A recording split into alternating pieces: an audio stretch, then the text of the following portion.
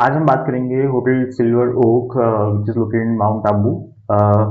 So I visited that property only for one day from 21st to 22nd December last year.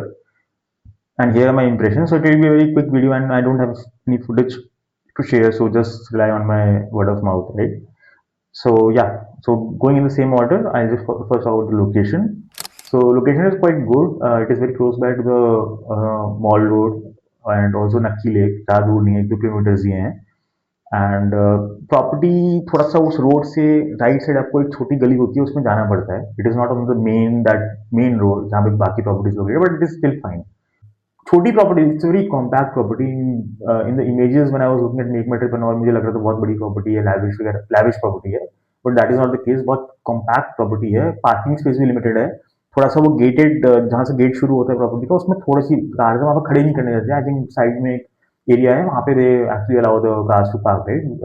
That was my experience. Reception is very small, right. मतलब आपको feel ऐसा आएगा जैसे कोई room वगैरह में किसी में जा रहे हो. It doesn't feel like a 3 star property also, frankly. And छोटा सा गार्डन एरिया है. बिल्कुल ऐसा लगता है किसी का पर्सनल घर जैसे होता है ना, उस तरह का फील आता है.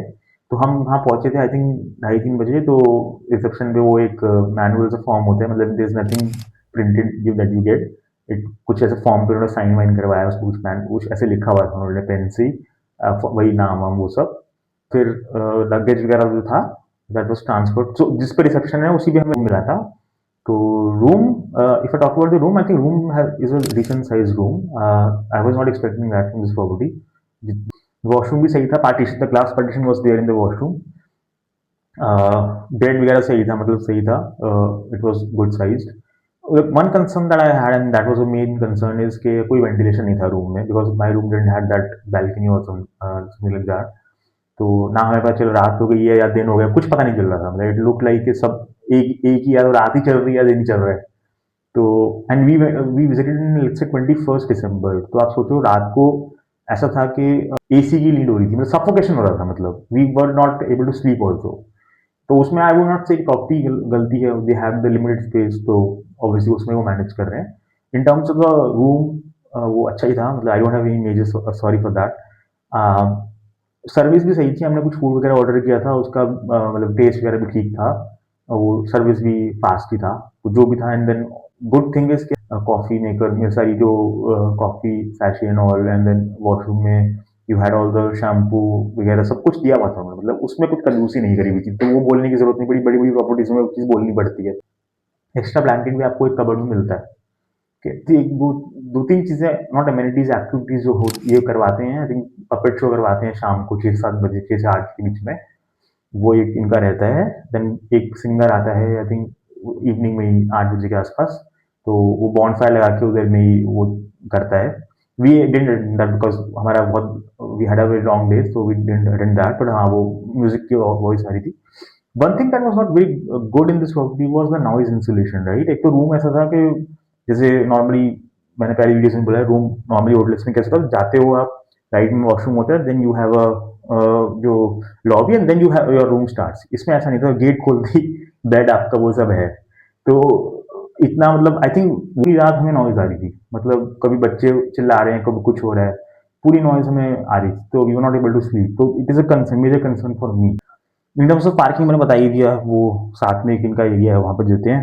Food and beverage fine. Breakfast हमने किया था अगले दिन, तो वो भी ठीक था. मतलब वो फर्स्ट फ्लोर पे जाके है, मतलब लिफ्ट वगैरह नहीं है इसमें. Obviously if you want to have lift, I think इनके पास एक ही फ्लोर है, तो लिफ्ट का सिर्फ वो रेस्टोरेंट में जाने की जरूरत पड़ती है. तो वो एल्डरली में प्रॉब्लम आ सकती है because they don't have a lift in their property. Talking about the breakfast, बहुत लिमिटेड स्प्रेड था. मतलब बट हाँ, लाइफ काउंटर्स और डोसा वगैरह वो सब था. तो टेस्ट वॉज गुड. मतलब प्रॉपर्टी के हिसाब से मुझे टेस्ट बेटर ही लगा. मुझे उम्मीद नहीं थी कि इतना भी होगा.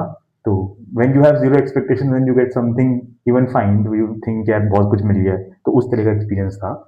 तो now the price point, right. So I book this only for one day from make my trip. तो मेरे को 4500 के अराउंड मिला था ये रूम एक दिन के लिए. एंड बट प्रॉपर्टी पे आप डायरेक्ट बात करोगे तो आई थिंक 3000-3500 में ही मिल जाता है. तो when I was checking out, तो वो बंदा बोल रहा था. But I would rely more on make my trip because one thing that they, after booking the property, मतलब मुझे फोन आता है प्रॉपर्टी से, एंड जब मेरा फ्री कैंसिलेशन वाला विंडो खत्म हो जाता है, तो उसमें मुझे वो बंदा बोलता है कि you are travelling with the family और यू आर अ कपल और you are stag, right? Because ये लोग माउंट आबू में हर जगह पूछते हैं कि आप स्टैग तो नहीं हो, बिकॉज हाँ स्टैग्स ही आते हैं मोस्टली। तो वो वहाँ पे जाके बहुत ही पार्टी वार्टी और अल्कोहल ये सब करते हैं, तो which is a valid thing, but they should have mention that somewhere, right? ऐसा नहीं है कि आपका फ्री कैंसिलेशन खत्म हो गया तो आप पूछ रहे हो कि आप स्टैग हो या फैमिली हो, राइट? तो वो मुझे बहुत समझ में नहीं आया, मतलब obviously we were trying as a couple, but हाँ ये चीज़ आपके साथ भी हो सकती है। आई एम नॉट श्योर कि मेक माई ट्रिप की कितनी अकाउंटेबिलिटी रहेगी अगर प्रॉपर्टी डिनाई कर देगी आपका चेक इन तो।